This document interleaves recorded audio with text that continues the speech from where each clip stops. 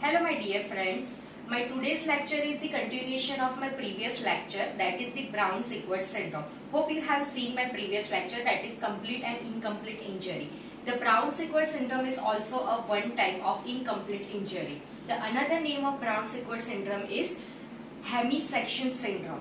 Okay, so in Brown-Sequard syndrome, the one half of the spinal cord is affected. As you know, the spinal cord is divided into two halves, the right half and the left half. So in hemisection syndrome, only the one part, the totally one half of the spinal cord is affected. Now, this Brown-Sequard syndrome is totally based on the tract, because this portion is consist of grey matter as well as the white matter, and the grey and white matter both are affected, and this posterior grey horn cell gives origin to the ascending tract, and all the descending tract are situated in anterior grey horn cell. So injury to this hemisection of spinal cord will lead to damage to ascending tract as well as the descending tract. Now you know the ascending tract carries the sensation from peripheral to the central, and the descending tract is mainly responsible for the motor activity or the voluntary control of the movement. So in case of hemisection of the spinal cord, the person will get both type of symptom, sensory changes as well as the motor changes. I would like to first tell you about the sensory changes. Now can you see, this is the cerebral cortex.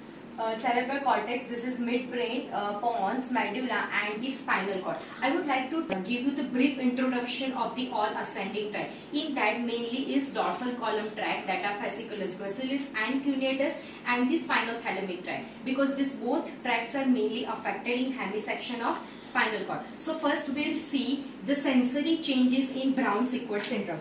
First, you do not need to mug up the symptoms of Brown-Sequard syndrome if you have seen my previous lecture of tracts, and if you are clear with the course of the tract, you can easily understand the symptoms of Brown-Sequard syndrome. Now first we'll see the dorsal column tract. Okay, so suppose this is the spinal cord and this portion is affected.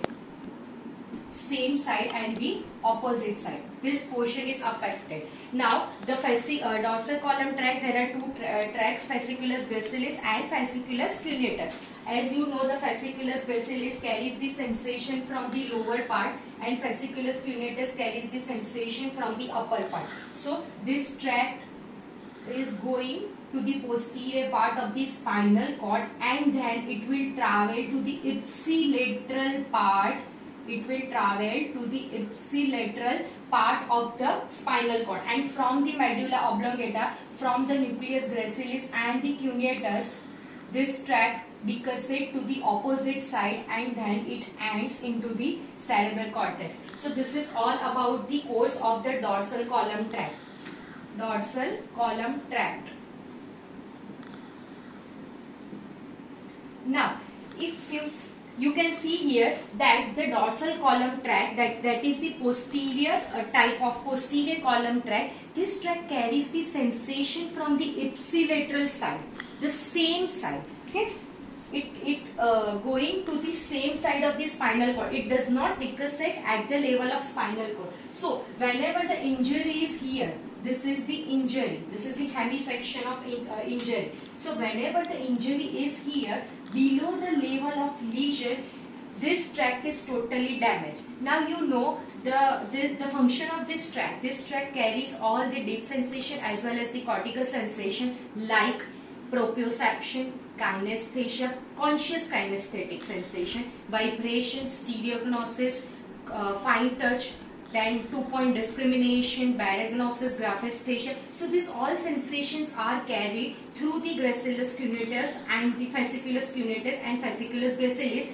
and it is traveling at a ipsilateral side. Ipsilateral side means same side. So any lesion to this, any lesion to this side, this is the left half and this is the right half. So any lesion to left half will damage this tract, because this tract is passing through it. So below the level of lesion, this is the lesion and this part is below the level of lesion. Below the level of lesion towards the same side, the person will develop the loss of sensation like proprioception, kinesthesia, vibration, 2-point discrimination, fine touch, tactile localization. So clear with this idea? I would like to give one example. If I am having injury at my C7 level, okay, this side, the hemisection injury, this hemisection injury due to gunshot or a fracture or a road traffic accident or a step wound injury. So if the injury is my left half, left side of, so this is C7 is the at the level of lesion, and below the level of lesion are C8, C8, T1 up to the lumbar and the sacral region. So what type of symptom you will get? You know, this right side and the left sides, all the sensation are carried through the dorsal column tract, and this tract is damaged here. So below the C7 level, the person will develop totally loss of deep and the cortical sensation, same level, not the opposite level. Why? Because this tract is uncrossed one at the level of spinal cord. Clear with this? Now we'll see. So this is all about the sensory changes towards the same side. But now we'll see the another tract, that is the spinothalamic tract.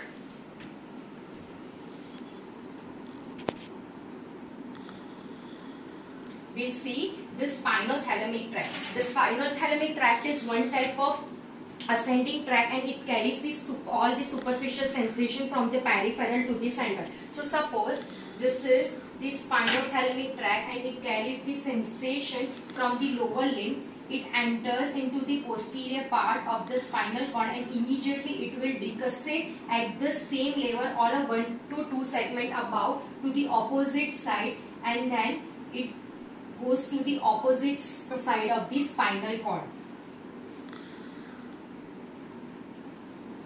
Okay, so this is the right side of spinothalamic tract. We'll discuss about the left side of spinothalamic tract. This left side carries the superficial sensation, then it enters into the posterior grey horn cell, it go to the opposite side, and then it decussate and it go to the opposite side of the parietal lobe. Okay, so this tract are mainly cross one. Can you see? This tract is going to the posterior part, immediately entering into the spinal cord. It decussate to the opposite side, and then it will go to the opposite side of parietal lobe. This left side of spinothalamic tract carries the sensation from the left side to the right side. Okay, the course of it is going from left side to the right side, and the right side is going from right side to the left side. So the injury is towards the right side. That means the sensation which are carried from the left side are affected. That means opposite side of sensations are affected. So below the level of injury, opposite side, the person will develop loss of all the superficial sensation, and this tract carries the superficial sensation like pain, temperature, pressure, and the crude touch. So these all sensations are damaged or a loss below the level of lesion towards the right or towards the opposite side. So again, I would like to give you one example. If the injury is at a C7 level towards my left side, this side injury is there, C7 level. So below the level of lesion, same side, ipsilateral side. This is called as a ipsilateral side. So below the level of lesion, which type of loss of sensation per person will develop? All the deep and the cortical sensation. Why? Because dorsal column is going to the same side, ipsilateral side. So same side person will develop all the loss of deep sensation and the cortical sensation. And below the level of lesion, opposite side, this side, my right side, which type of sensation will be lost? All the superficial sensation like pain, temperature, and the pressure. Why? Because this tract is carries the sensation from the contralaterally. My right side of spinothalamic tract is carries the sensation towards my left side, and at this level this tract is injured. So all my right side of superficial sensations are damaged. In other term, I would like to tell you the same side below the lesion, the spinothalamic tract is intact.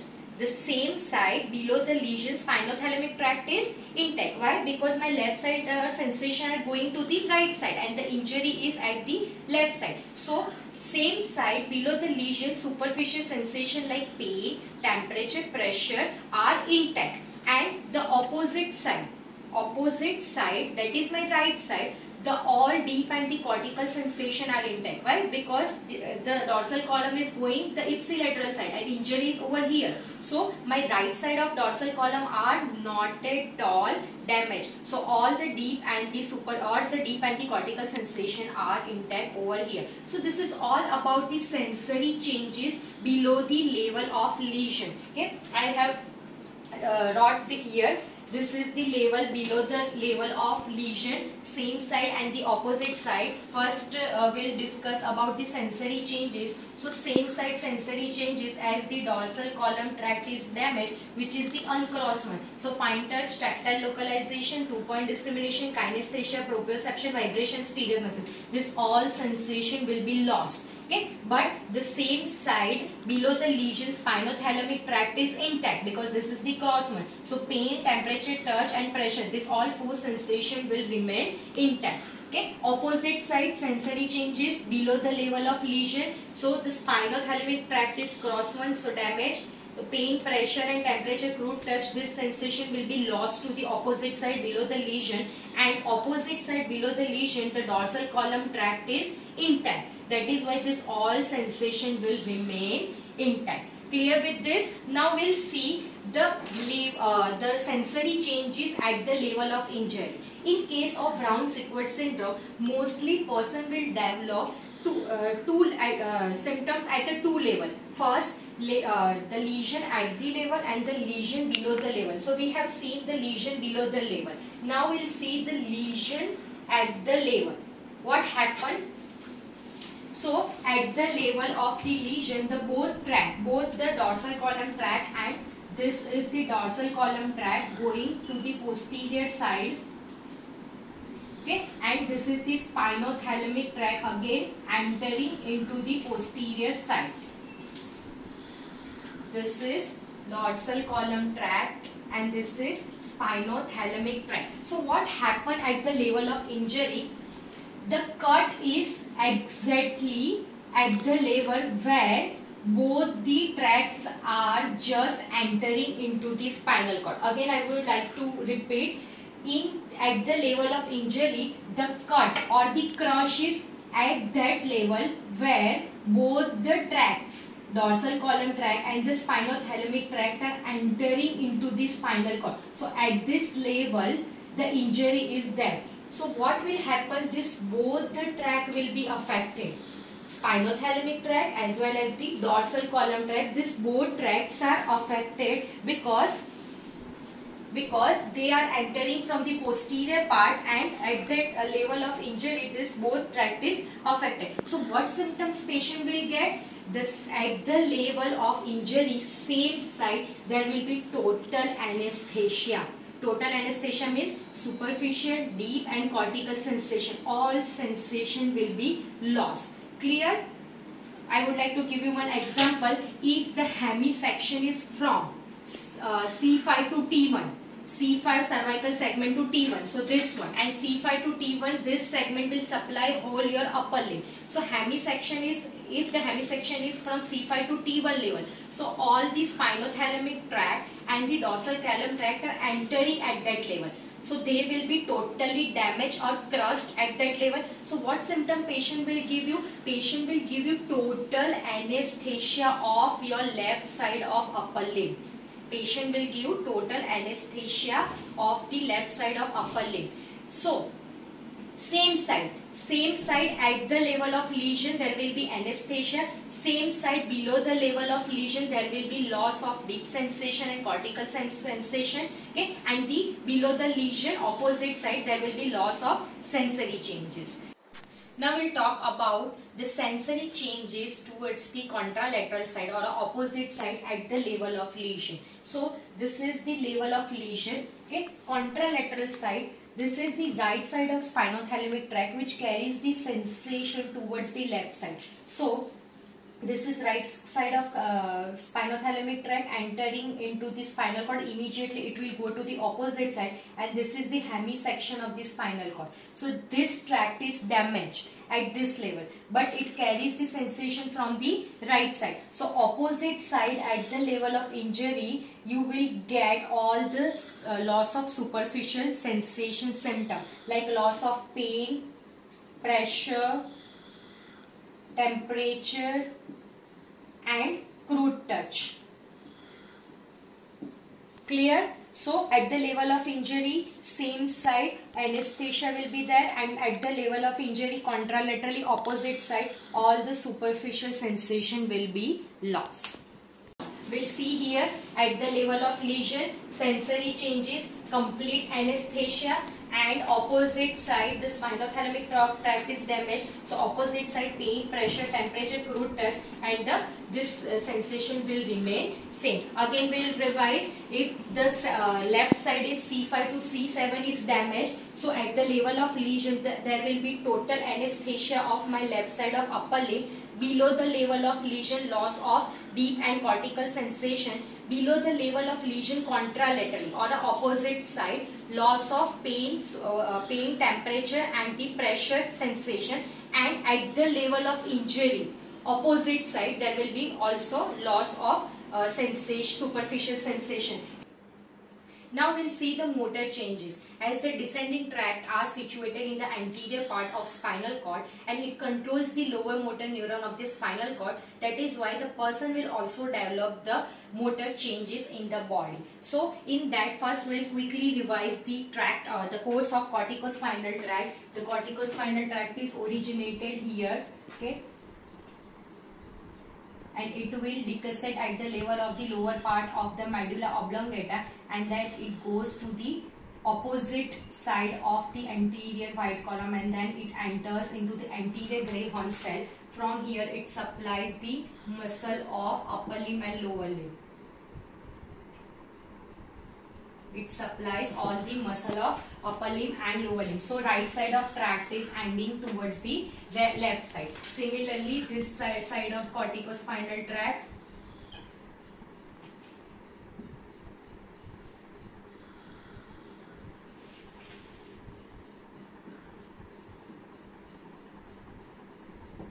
fine. So now the injury is over here.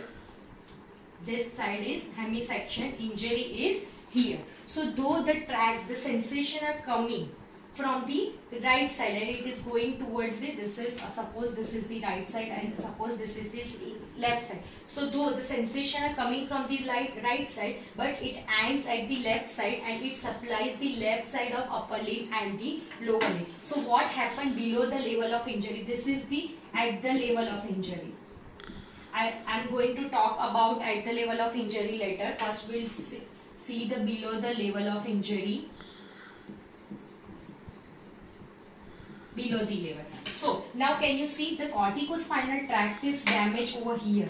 Okay, corticospinal tract is damaged. So there will be loss of connection from the lower part to the higher center. Okay, there will be loss of connection from the higher center with the lower center. So what happened? Below the level of injury, now the signal the brain cannot send the signal below the level of injury. So all of you know the symptoms of corticospinal tract damage. It gives the UMN type of symptom. So same side, below the level of injury, the person will develop all the UMN type of lesion like spasticity, increased dip tendon reflexes, exaggerated dip tendon reflexes, Babinski sign positive, clonus, loss of voluntary control. Same side below the level of lesion. Clear with this? Now we'll see the opposite side below the level of lesion. So opposite side, mainly no fibers. Opposite side, this is the below the level of lesion opposite side. So no fibers are affected opposite side below the level of lesion. But mild or a few fibers are affected. So person will develop few UMN type of motor changes in the opposite side. But there will be as such no paralysis. So we'll again revise the motor symptom below the level of lesion if the level of lesion is at the C7 level towards the left side. So below the level, same side, the person will develop the spasticity of the muscle, upper limb, lower limb and the trunk muscle, exaggerated all the dip tendon reflexes, bicep, tricep, knee jerk, ankle jerk. Babinski sign will be positive and loss of voluntary movement. Again, same side below the level of lesion along with the motor changes, sensory changes like loss of deep sensation and cortical sensation. Below the level of lesion, contralaterally opposite side, there will be loss of superficial sensation and the mild symptom of UMN lesion. Clear? Now we'll see at the level of lesion motor changes at the level. Now what happened at the level? All of you know the corticospinal tract is just terminated in anterior horn cell, and anterior horn cell is the element type of a structure. So this corticospinal tract is UMN and it controls the all anterior horn cell, nuclei of anterior horn cell. So at the level of injury, there will be directly damage to anterior horn cell. Okay, so there will be no control of UMN region over the element region, because this corticospinal tract is controlling the anterior horn cell, and at the level of lesion there will be direct injury to the anterior horn cell. So now this corticospinal tract cannot effectively control the anterior horn cell, and all of you know damage to anterior horn cell or a alpha motor neuron or a gamma motor neuron leads to element type of lesion. So at the level of injury, the person will develop all the element type of symptom. You know what are the symptoms of element lesion? Element type of lesion are loss of tone, flaccidity, diminished or absent dependent reflexes, and the wasting of the muscle. And at the level opposite side, there will be no any loss of motor fiber. So person will only get minimal amount of motor paralysis, element type of lesion. So again, I would like to revise the motor changes. If the cut, as I said, the cut is at the C7 level. If the cut is at the C7 level, so at that level, the C7 alpha motor neuron is affected. So C7 means C7 supply your tricep muscle. So that person will get paralysis or a flaccidity over the tricep muscle, because at the level there will be element type of lesion.